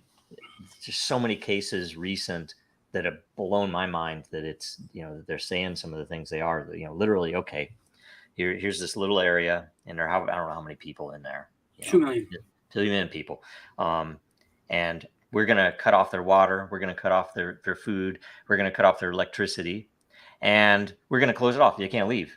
And we're going to go after Hamas. Like, well, wait a minute. You're talking 2 million of them are Hamas? Guess what? They're going to be Hamas because that's right. And then they're calling them animals multiple times. Yeah. Totally, which is against the Geneva Convention. And you have officials saying this stuff. I told this to Lisa anytime. So I'm interested in the next war, because racism plays such a huge part in any war. It's like taught that because we're wired to not want to kill our own kind. Like a person they don't want to pull the trigger. They don't want to kill someone else. It's inside of us. And throughout history, the only way that they've done atrocities is to say, oh, they're not like you. Oh, yeah. They're different. They're They're savages. They look human, but they don't. And I tell you, that's still going on, because the fact that even you will use the word Nazi, which now modern people will use the word Nazi to say, oh, that guy's a Nazi. Oh, or even if you want to go the other side, a communist or something else. It's just those labels are used all the time. Oh, you're just a liberal, though. Oh, you're a right winger. You're alt-right. You should be, banned and killed, right? Somebody deserves treatment other than yourself. Yeah. And it's so weird to me because this recent event has really shaken stuff up. At first, I was like, oh my God, we lost so much because with Ukraine, everybody finally was on board. Just like, what the hell are we doing, right? Mm-hmm. It was obviously just corrupt. You can look at the history of the Ukraine government. You look at banning churches and banning journalists, and a lot of what we gained there was lost because of this built-in thing of our greatest ally. And I can't tell you how many people have unfollowed on Twitter in the past few weeks because they're posting obvious propaganda. They're posting pretty nasty stuff. And they're not even looking at the bad AI, though. where like Right. the don't have the right hands, or the guy's got Yeah. 2 arms There's a lot of carrying the 3 stuff. kids, Yeah. And you know, they'll make these claims which are Missing arms. so obviously scripted once you've seen enough of this shit. That it Mhm. just kind of blows my mind. And yet at the same time, it exposes the people that are shills. It exposes the ones that are on the payroll, or more often, I will tell you, if you look at things like with DeSantis, that I think they have stuff on these people. When I say have stuff, I mean it's nasty stuff. They've either been to Epstein's Island or worse, right? So I think they don't get in those positions unless they have something on them. exactly, that's the main point. He's like, it's rare for somebody to get into that position unless They there can be are controls. controlled. Yeah. They wouldn't let them in otherwise. So there's a lot of that going on. And yeah, I'm probably, just by liking stuff and following people on X, I'm probably getting close to getting canceled. But by now I'm like, I don't even give a shit. I'd be fine to just not have social media at all anymore. Mm-hmm. I love social media though. I love like catching up with everybody, seeing what's going on, trying to read through the distraction, like finding the things that are hidden, I guess, or looking at what are they telling me? What are they shouting at me about? Because I know that's not the thing. Something else to bring up that to watch for is accelerationism. I do think, because I'm at least casually adopting this myself, I'm not as worried about, oh my God, they're doing the wrong thing. We're going to, the US is going to, whatever. It's almost as if the more situations we get into, like Ukraine and like what's happening right now, the more Taiwan's next, the faster we will be pushed to actually collapse the system, the Fed and the all of the crap that control what's happening right now. So, I welcome some of it, although it's some of the evil that's happening is horrible. I mean, so many people are getting killed right now. It's ridiculous. Also, I thought it was interesting, and I talked about this on Truth Tuesday with Lisa, that Israel unveiled their iron laser. Did you see that? It's a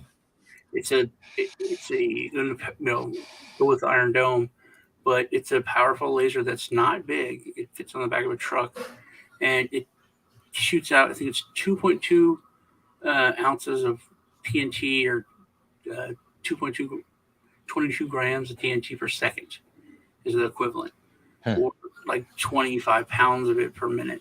So it's an energy directed weapon that can take down, and they showed it like they shoot at a drone and it just melts the drone, cuts off the wing, whatever. They can target different parts of the rocket to make it go off course or blow it up or whatever. But I thought back to Hawaii fire and how everyone was talking about it's a laser. A lot of people say that, but they didn't say no. That's science fiction. No, that's silly. And then I remember the U.S. was working on that for the past 15 years. What is it? Directed energy weapons, something like that is what they're called. Yeah, there's some weird stuff. I've seen some stuff, though I don't know if it's real or not, where obvious plasma from some of the Hawaii stuff. Whereas like, that's not a natural looking fire when you're looking at some of this stuff. And some of it could be wind, who knows? I'm not an expert at that type of thing, but it's still worth considering. And when you look at what they did, is like they at the same time we're sending an extra $100 billion to Ukraine. We gave those families $1,000 or $700 each or something. Yeah. Pathetic. That is so disgusting in itself. I if I were Hawaiian, I would say, screw this. We're going to secede. That's been waking a lot of people up. Yeah. Remember when Trump wanted to build the wall? It was like $9 billion. I'm like, oh, that's chump change. That's chump change, literally. Yeah. And nothing. And it was this big deal. They couldn't get the funding, and I was like, dude, do people not know what you spend on crap? It's pathetic. Yeah. And it's disgusting. And now people are, of course, seeing these numbers, which most people I don't think understand what $1 billion is. Yeah. When you call it 1,000 million, that's people are like, what? I'll tell you the best. I remember as a kid, and I can't remember all the details, right? But essentially, if you had $1 billion, just to visualize or understand what that is, you could spend $1,000 an hour, 24 hours a day, which would be hard to do. That's like a Brewster's Millions type thing, where he's like, okay, I'll try. Year or so, but and you have to do it for like 200 years to expend. It's a long time. It's not just like you would never be able to do it. You'd have to spend more than $1,000 an hour. And that's $1 billion. And we're 33 trillion in debt, which is not even the real number. It's at 1,000 billion. Yeah, we're already there. We're already bankrupt. All that matters is what events happen to make this really completely crack. Right. But people are seeing that, and it's like, oh, you just pull this money out of your butt. Why do I drive through homeless people going to work? Why are you not? Why does a VA person have to wait? Why was Ohio? What was it? New Palestine, Ohio? Is that what it was? New Palestine? Yeah, Palestine. I mean, that's memory hold. That was so over the top ridiculous. It's so much, but people are like, that is basic math. That doesn't add up. No. It's like when people are starting to ask questions like, hey, what? And it's not racist or America first, or it's like America something. Yeah, and it's a corruption and incompetence, because when you the question that is so hilarious is, okay, so they're bankrupt. It's like, wait a minute, they have a money printer. They can't go bankrupt. It's like, no, they're bankrupt, right? It's like to go bankrupt with the printing press is so over the top. It's that's hanging stuff. These people will be lucky if they are not skinned alive. When people realize, not us, when but the real people out there, it will take the bail-in, because that they have to, we the people have to feel the pain, or we will never hold them accountable. Exactly. And so the bail-in will happen. They will lose their pensions. They will lose their deposits in the bank. They do not understand this is coming. Get your money out of 401ks, because they're going to grab that. Out of the bank. Get your money out of the stock market, because it's all going to crash.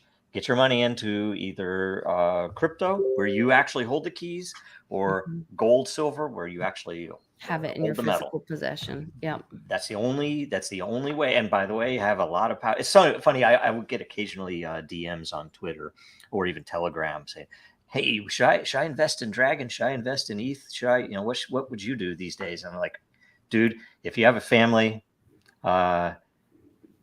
get some long-term food stuffs ready. Be ready, because that's the only thing that you really and should be able to defend that food. Yes, because they're coming for that too. So you do need lead. Lead is important. It's precious metal. Yeah. Okay. Gold or lead. We need to cut, because we only have 8 minutes before our whole real hard. So what do you guys think? Anything to talk about before next week, or things to watch? I mean, the banks are going to go down most likely any day now. But I'm always saying that. Sean says I'm always saying that. I'm always end of the month.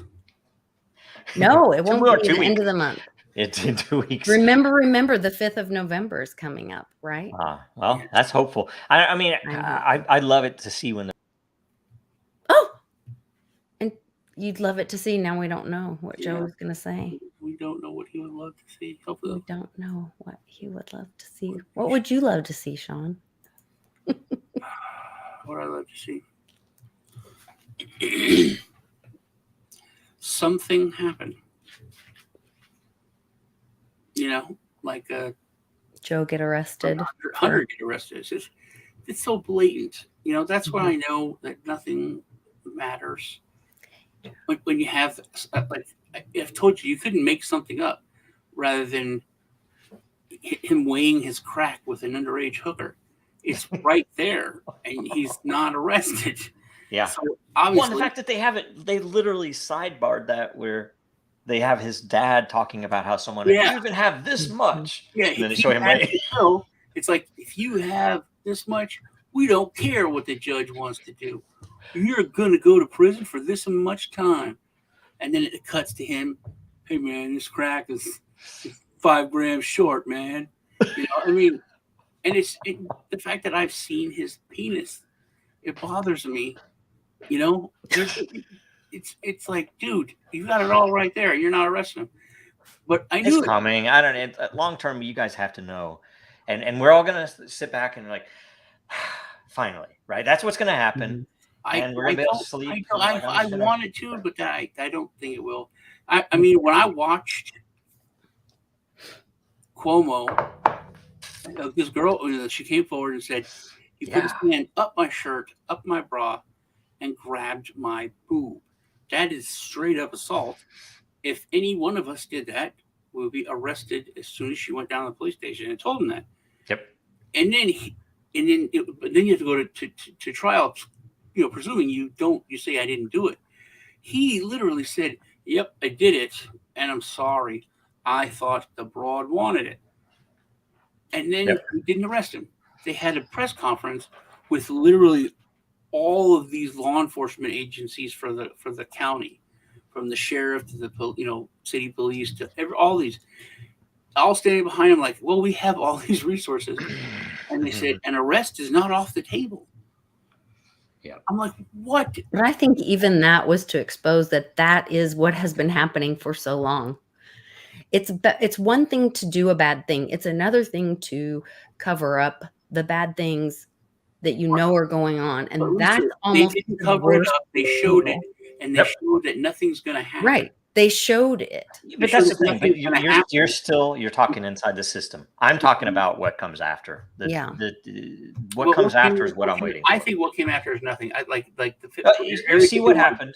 Area 51 comes out, and the government's like, "Oh, we can do this for decades. We can lie. We can ruin people. We can kill." We're not done yet. Cares? Well, by the way, aliens are real. But they have ways to. They have ways to still keep it within the bounds, and that you look at what happened to Mussolini after World War II.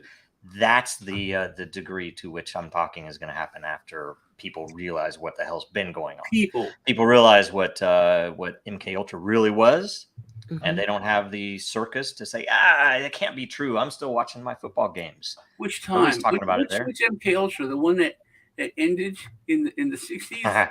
Or 50s or in the 70s when they said, "Oh, okay, we lied." Okay, again. Gotta go.